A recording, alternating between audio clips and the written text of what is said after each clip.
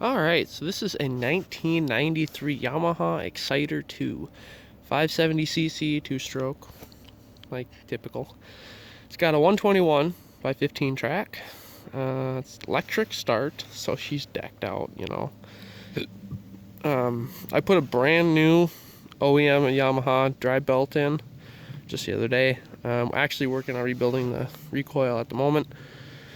I just have a spring ordered, so it's going to take a little while to get here, but the skis are actually not that great. They need new runners at a minimum, if not new skis.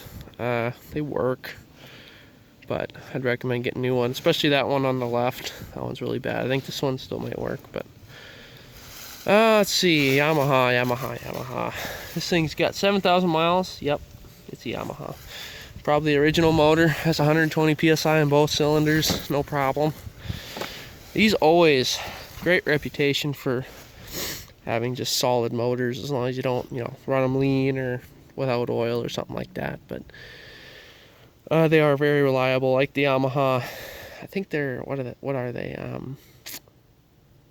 I want to say like not the VMAXs, but the smaller 340 version of this, basically. But I think this is running right around 70-80 horse.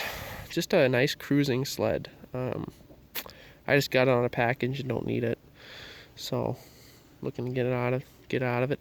But the only thing I don't like about Yamaha is that in this era, at least, they had a lot of extra stuff like fuel lines running everywhere, oil and gas, which is nice for just knowing how much fuel you have and everything. But it's just kind of annoying for when you have to replace it. But I don't remember how much oil's left in this thing. I think it's mostly full yet.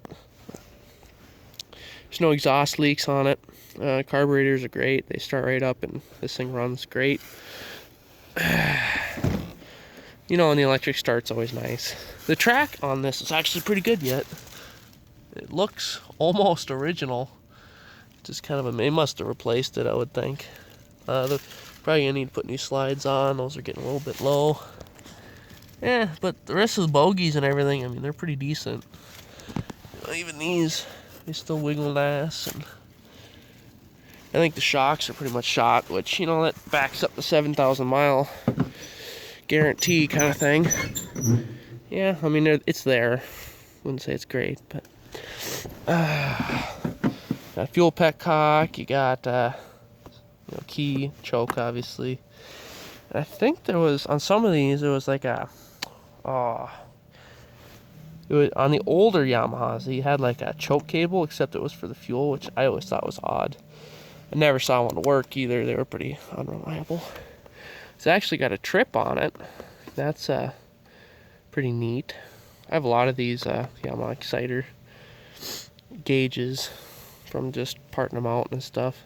Never did very well for part outs. I usually focus on Arctic Cats and Polarises and stuff. But alright, well, easy. Right now.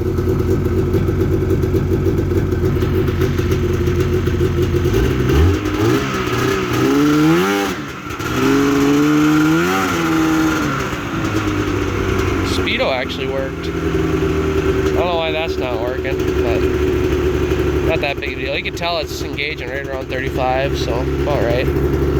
Idle's perfect, smoke's nice. Probably can't see it, but no, it's a really solid little sled, so don't want to run it too long. I can't ride it around the yard either, because, I mean, that far is about all I can do. You can see how that ski was just, it's eating something. I think it ripped a piece of the ski off or something, but it might still work. I think the previous owner really hadn't driven this much. He transferred it into his name, so it's in my name now. But yeah, he just never really used it. He had Arctic Cat V, ZR600s and stuff that, they ride better. They're newer style. I mean, this thing's what, almost 10 years older than that style. So, well, I think that's pretty much all I can say about it. I mean, it's a sled and it runs and drives with electric start, so not much else to it. If you have any questions, throw them in the comments. Otherwise, have a good one.